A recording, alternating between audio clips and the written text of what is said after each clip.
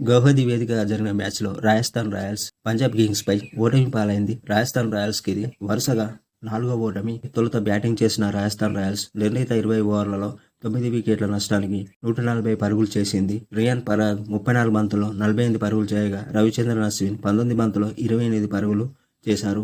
Punjab Kings బౌలర్లలో శ్యామ్ కరణ్ 2 వికెట్లు, రాహుల్ చహర్ 2 వికెట్లు, హర్షల్ పటేల్ 2 వికెట్లు తీశారు.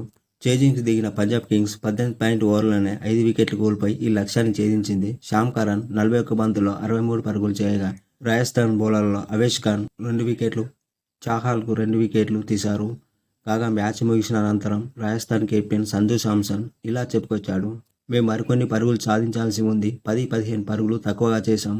ఇది 160 పరుగులు సాధించగలిగే వికెట్. మేం కాస్త మెరుగ్గా బ్యాటింగ్ చేసి ఉంటే 160+ స్కోర్ చేసేవాళ్ళం. కానీ అలా చేయలేదు. అదే ఓటమికి కారణమైంది. మా వద్ద మరో బౌలింగ్ ఆప్షన్స్ ఉంటే బాగుండేది. 5 బౌలర్లతోనే మైదానంలోకి అడుగుపెట్టాం. అయితే మా వద్ద ఉన్న 5 నాణ్యమైన బౌలర్లే. మేము 200+ స్కోర్ సాధించే వికెట్లపై ఆడాం. కానీ ఈ సీజన్లో అంతకుముందు ఇలాంటి స్లో వికెట్పై ఆడలేదు. కీలక పార్ట్నర్షిప్లు నిర్మించాల్సింది. ఇక వరుస ఓటముల గురించి మేం ఆలోచించాలి. వైఫల్యాలకు కారణమేంటో కూర్చొని చర్చించుకోవాలి. ఎవరైనా ముందుకు వచ్చి మ్యాచ్లను గెలిపించాలి. మా జట్టులో మ్యాచ్ విన్నర్లు ఎంతోమంది ఉన్నారు. ఈసారి మా పట్టుదల చూపిస్తూ సత్తా చాటాలి అని సంజు శాంసన్ మ్యాచ్ అనంతరం చెప్పుకొచ్చాడు.